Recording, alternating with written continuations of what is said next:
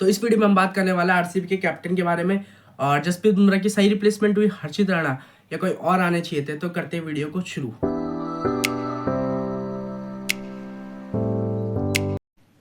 तो बात करें आरसीबी के नए कैप्टन के बारे में, तो आपको पता ही होगा आरसीबी का नया कैप्टन कौन है।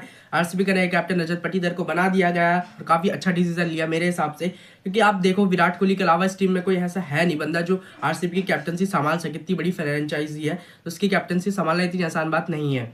विराट कोहली के बाद मेरे ख्याल से रजत पाटीदार सबसे बेस्ट ऑप्शन थे। मुश्ताक अली ट्रॉफी में भी कर चुके हैं कैप्टनसी मध्य प्रदेश के लिए, और बाकी प्लेयर्स भी थे टीम में, जैसे कुणाल पांड्या थे और भुवनेश्वर कुमार भी थे। पर मेरे ख्याल से अभी नई नई टीम में आए तो इतनी जल्दी कैप्टनसी नहीं देंगे। आरसीबी के मैनेजमेंट के बारे में इतना खास पता नहीं होगा, तो मेरे ख्याल से रजत पाटीदार अच्छा ऑप्शन है। 2-3 साल खेल चुके हैं आरसीबी के लिए और 2022 में रिप्लेसमेंट के तौर पर आए थे, तो काफ़ी अच्छा डिसीजन लिया मेरे ख्याल से। और Rajat Patidar very very congratulations. और बात करें कि मतलब मध्य प्रदेश के लिए कर चुके हैं कैप्टनसी और फाइनल तक लेके गए थे, और उसके साथ बैटिंग भी अच्छी करते हैं। उसके साथ मतलब उनको बैटिंग पे भी इतना फोकस रहता है कि मतलब उनकी ना कैप्टनसी खराब होती है ना उनकी बैटिंग खराब होती है, अपनी हिटिंग मारते रहते हैं। और फाइनल में हार गए थे मुंबई से, कोई दिक्कत नहीं, पर बहुत अच्छा परफॉर्मेंस दिया था रजत पाटीदार ने, तो मेरे हिसाब से बहुत अच्छा कैप्टन बनाया। आरसीबी ने तो अपना कैप्टन अनाउंस कर दिया गया, पर बाकी अभी 2 टीमें बची जिन्होंने अपना कैप्टन अनाउंस नहीं किया, जिसमें अभी कोलकाता नाइट राइडर्स है और दिल्ली कैपिटल्स है जिन्होंने अपना कैप्टन अभी अनाउंस नहीं किया है। तो देखो दिल्ली कैपिटल्स की बात करें, दिल्ली कैपिटल्स में कौन बन सकता है कैप्टन, तो देखो अभी 2 चॉइस है मेरे ख्याल से, अक्षर पटेल है और केएल राहुल है। तो देखो दिल्ली कैपिटल्स में ये है कि अक्षर पटेल काफ़ी टाइम से खेल रहे हैं, दिल्ली को देखते हैं, मैनेजमेंट को जानते हैं, तो काफ़ी बारे में पता होगा। तो मतलब डिपेंड है मैनेजमेंट पे वो किसको बनाते हैं, पर मेरे ख्याल से आपको केएल राहुल दिख सकते हैं, क्योंकि केएल राहुल को खरीदा गया है, तो मैं कुछ कारण की वजह से खरीदा गया होगा कि हम कैप्टन बनाया और ओपनिंग खिलाए। पर यह है कि एलएसजी में क्या था कि थोड़ी पिच वैसी थी तो उनकी बैटिंग इतनी अच्छी नहीं हो पाती थी। लोग स्ट्राइक रेट पे सवाल उठाते थे कि 129 का स्ट्राइक रेट हो रहा है T20 में, और आजकल तो बहुत ज़्यादा ताबड़तोड़ खेलते हैं। वैसे भी 200-250 तो ऐसे लगते हैं कि जैसे कि पहले 150 लगते थे, तो अब ताबड़तोड़ खेलना पड़ेगा। और अच्छी बात है कि मतलब केएल राहुल दिल्ली में गए, क्योंकि दिल्ली का ग्राउंड उनको सूट कर सकता है अच्छी। अब लखनऊ में तो लखनऊ में स्पिन पिच थी थोड़ी, तो थोड़ी बैटिंग अच्छी नहीं होती थी, तो मेरे ख्याल से दिल्ली का कैप्टन आपको केएल राहुल दिख सकते हैं। अब बात करें कि केकेआर का कौन बन सकता है, तो देखो केकेआर में भी 2 ऑप्शन है, 2-3 ऑप्शन है अभी। रसल बन सकते हैं, नारायण बन सकते हैं, पर ये दोनों तो नहीं बनेंगे। देखो मेरे हिसाब से इनको तो हटा ही दो। अभी 2 लिस्ट है जो मेरे सामने आ रही है कि जो 2 बन सकते हैं, वो है वेंकटेश अय्यर और आपके रहाणे बन सकते हैं, काफ़ी चांसेस है कि रहाणे कर चुके हैं कैप्टनसी, राजस्थान की कैप्टनसी कर चुके हैं, और वैसे भी वाइस कैप्टन रहते हैं टीम के, कि मतलब अगर कैप्टन हमारा बाहर चले जाता है, किसी इंजरी हो जाती है, तो उसकी जगह रिप्लेसमेंट कर लेते हैं कैप्टनसी, तो अच्छी कैप्टनसी करते हैं मेरे ख्याल से रहाणे। तो मेरे ख्याल से आपको रहाणे नजर आ सकते हैं कि कोलकाता नाइट राइडर्स की कैप्टनसी करते हुए।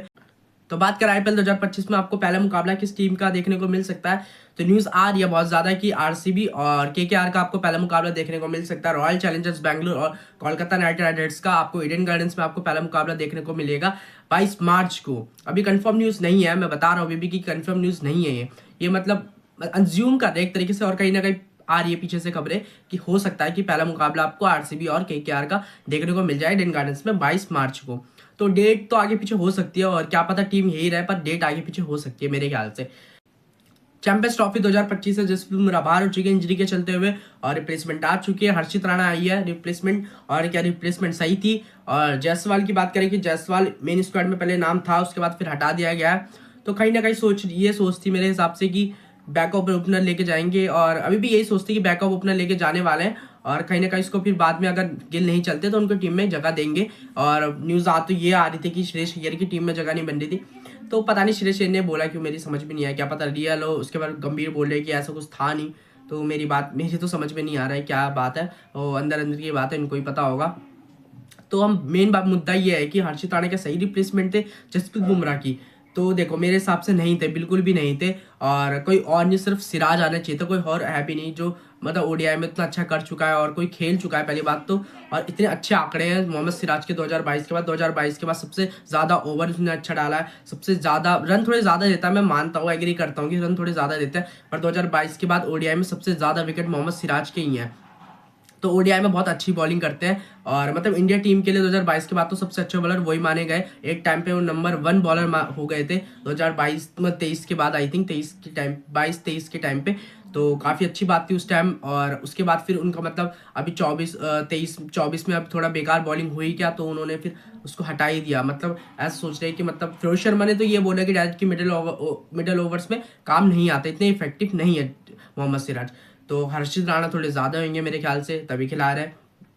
तो फिर आपको स्टार्टिंग में कौन डालेगा? स्टार्टिंग में मोहम्मद सिराज मेरे हिसाब से तो मोहम्मद शमी बहुत टाइम बाद आ रहे हैं और मेरे हिसाब से इतनी अच्छी बॉलिंग लग नहीं रही मोहम्मद शमी की स्टार्टिंग में, पर अच्छा कर लेंगे। मैं मोहम्मद शमी के खिलाफ नहीं कि मोहम्मद शमी ओपनिंग करेंगे बॉलिंग। मोहम्मद शमी अच्छी बॉलिंग कर रहे हैं, मैं मना नहीं कर रहा मोहम्मद शमी अच्छी बॉलिंग नहीं कर रहे, बट ये है कि बहुत टाइम बाद आ रहे हैं तो उतना अच्छा मतलब रह नहीं पाएगा, रिदम नहीं रह पाएगा, एक तरीके से बोले तो रिदम नहीं रह पा रहा। और मतलब अच्छी बॉलिंग डल जाएगी चैंपियंस ट्रॉफी तक, मैं मना नहीं कर रहा, बट ये है कि सिराज को लेकर जाना चाहिए था। मैं सिराज मतलब हर्षित राणा के खिलाफ नहीं हूँ, पर सिराज को जाना जरूरी है, क्योंकि देखो सबसे बड़ी बात है सबसे अच्छी बॉलिंग डालता है वो, तो तुम्हारे अब तुम स्टार्टिंग में डलवा लो, तुम डेथ ओवर बॉलिंग डाल रहे हो, मिडल में थोड़ा इफेक्टिव नहीं है, मैं मानता हूँ इफेक्टिव नहीं है जितना हर्षित राणा है, पर यह है कि स्टार्टिंग में अच्छी करता है और एंडिंग में भी तुम्हारे लिए बहुत अच्छी बॉलिंग करके दे देगा।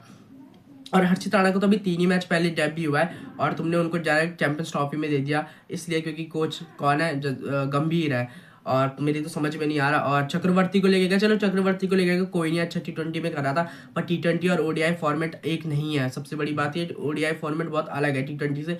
T20 में 4 ओवर डालने पड़ते हैं और ODI में आपको 10 ओवर डालने पड़ते हैं। पर मेरे हिसाब से तो आपको देखो 11 में नहीं नजर आएंगे, कुलदीप यादव नजर आएंगे, बैकअप लेके जा रहे हैं, समझ नहीं आ रहा क्या बैकअप लेके जा रहे हैं। फिर सुंदर को क्यों लेके जा रहे हैं जब इतना एक्स्ट्रा 5 स्पिनर लेके जा रहे हैं, बहुत बड़ी बात है। 3 तुम्हारे ऑलराउंडर स्पिनर हो गए और 2 तुम्हारे मेन स्पिनर हो गए, कुलदीप यादव और वरुण चक्रवर्ती। अब 5 के 5 तो खिलाएंगे नहीं, कितने खिलाएंगे? 1 मेन खिलाएंगे और 2 ऑलराउंडर स्पिनर खिलाएंगे, तो 2 तो तुम्हारे बैठे रहेंगे। 1 बैठा रहता तो सही भी लगता, तुम 2 बैठा के चलोगे तो मेरी तो समझ से बाहर है। इससे बड़े मोहम्मद सिराज को आ जाने चाहिए था रिप्लेसमेंट, या फिर अगर तुम्हें रिप्लेसमेंट मोहम्मद सिराज नहीं लानी तो नीतीश रेड्डी ला जाते। पहली बात करी थी मैंने पिछली वीडियो में। तो कहीं ना कहीं मेरे ख्याल से बेकार डिसीजन था ये हर्षित राणा का।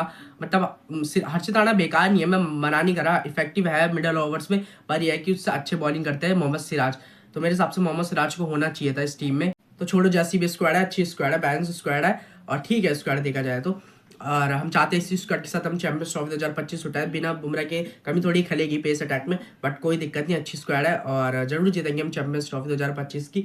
और 2013 में जीते थे हम चैंपियंस ट्रॉफी, के बाद 17 में हम फाइनल में हार गए थे। किससे आ रहे थे? पाकिस्तान से आ रहे थे। बहुत गुस्सा आया था जब हम 17 में पाकिस्तान से चैंपियंस ट्रॉफी आ रहे थे।